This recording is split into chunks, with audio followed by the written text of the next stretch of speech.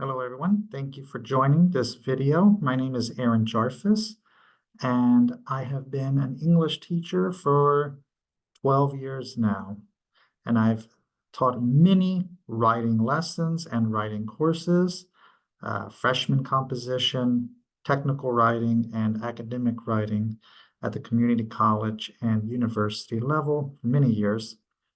And I'd like to talk to you about using social media in order to facilitate a hopefully fun, engaging writing lesson for your students, either in the high school or college level. The videos will be in 3 parts that will roughly follow the 3 stages of the writing process, your pre-writing and your brainstorming, outlining phase, the actual composition of the text, and then the 3rd video will kind of follow the revision, editing, and publication stage. So let's see how we can scaffold this writing lesson, kind of going from more informal, fun writing to that more formal and academic writing that your students may not have a lot of experience with. So we'll start with a quote from the author Ernest Hemingway: "The only kind of writing is rewriting."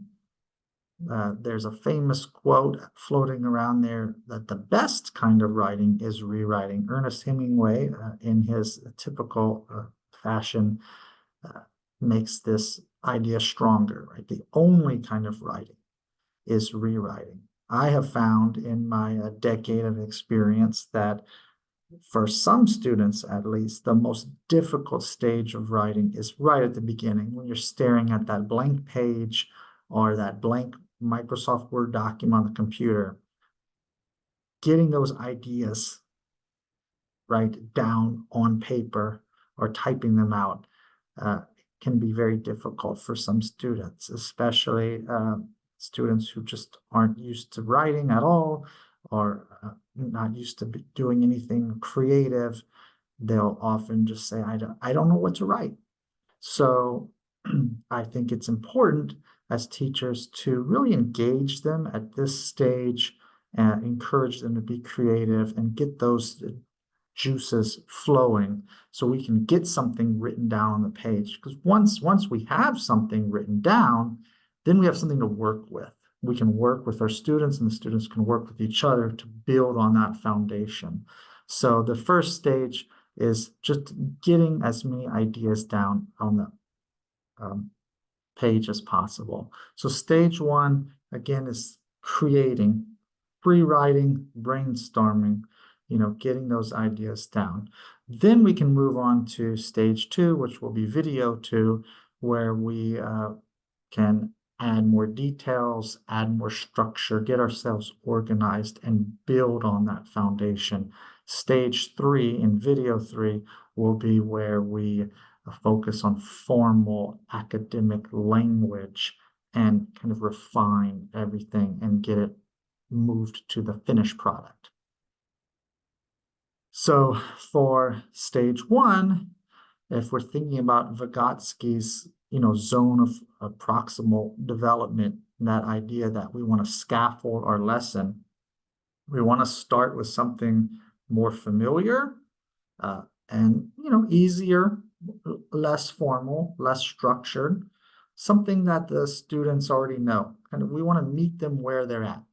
So we think about what kind of writing do our students do in their daily lives nowadays. Even though some of your students might say, I never write anything, they're thinking about pen and paper writing down, but probably that's not true. Most of our students, at least in the high school and college level, they're sending text messages to their friends, they're posting things on Instagram, or if anyone's still using Facebook, or whatever the popular social media platform is for them, they're posting things. It's very informal, it's very there's not much worry about grammar and punctuation and all that, but they're writing something, right? And so we want to kind of meet them there and start our lesson in that familiar, safe environment that we can then build on. So again, find out, talk to your students, what are they using, right? How many of them are on their phone every day? If you're talking about high school students or college students, they probably all have phones and they're text messaging for sure. Find out what social media apps are more common. If you have international students like me, they might be on something like WeChat or some other platform. American students, their Instagram is popular. Facebook is falling out of fashion with some groups of younger people, but some still use it, right? Especially international students that still use Facebook. Twitter, now called X, maybe. Where are they? What are they using? And that's where we can start. But most are probably at least familiar with text messages, even if it's in some kind of a texting app like WeChat. So give them a text message template. This can be digital if your students have computers or tablets that they can work with. It can be printed on paper, but it looks like a text message. And again, you can have fun with it, throw in some slang, tailor it to your students. If you hear them, whatever slang you hear them using in the classroom, you can throw in a couple of terms. It'll probably get a chuckle out of them, but they put their name in there and you make it sound conversational, informal. And this is an example of maybe you were doing a summary, you've read something in class or you've watched a video, and whatever that topic was, you're asking them to write a summary of what they learned. It could be even summarizing a chapter in the textbook. Whatever you were learning in a previous lesson, you want them to summarize it now. Okay, very informal kind of situation. And because it's a text message, it's going to be brief. It will be short. There's not a lot of room there, right? But you can give them, again, the little text message bubble, and they're filling in or typing in the description of the story, the plot, the characters. You can tell them to choose a character they really love or they really hate and talk about that character.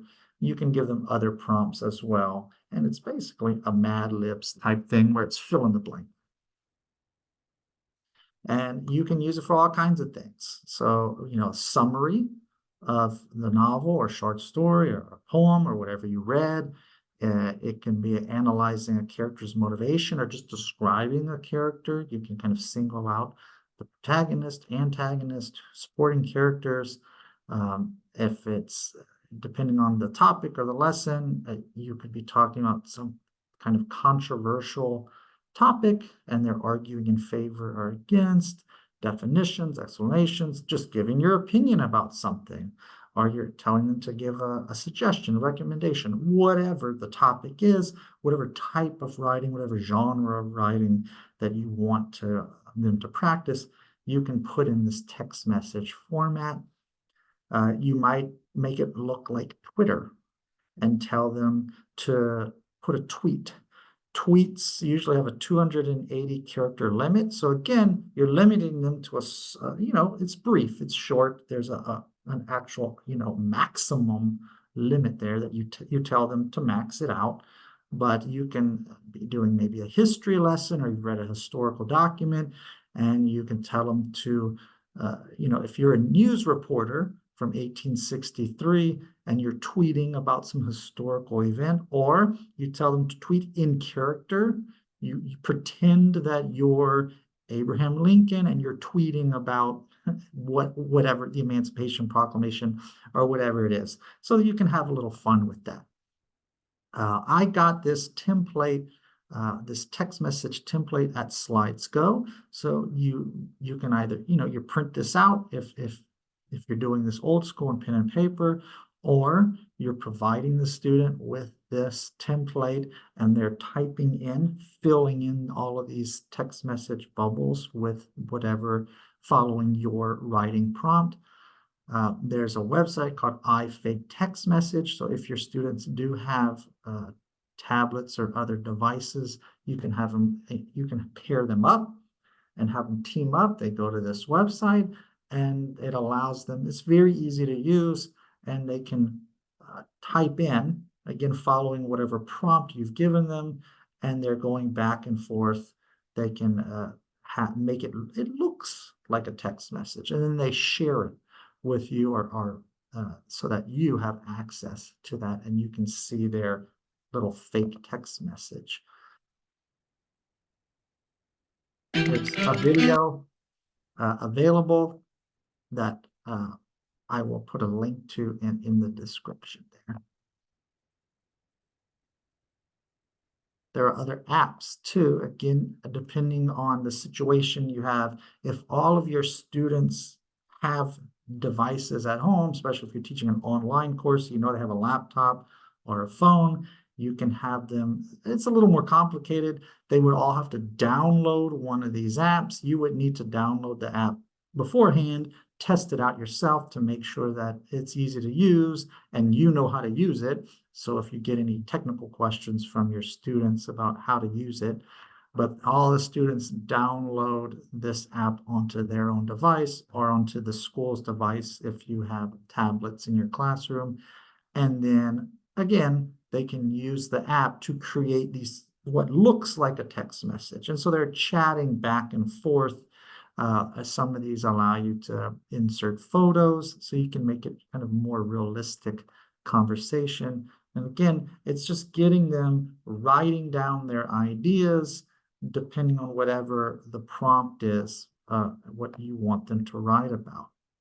Okay, there's a YouTube tutorial that I'll also share a link with that tells you how you can create your own text message, a template with PowerPoint if you're a PowerPoint wizard and you want to design it to your own your own needs, your students' needs, and your own learning objectives.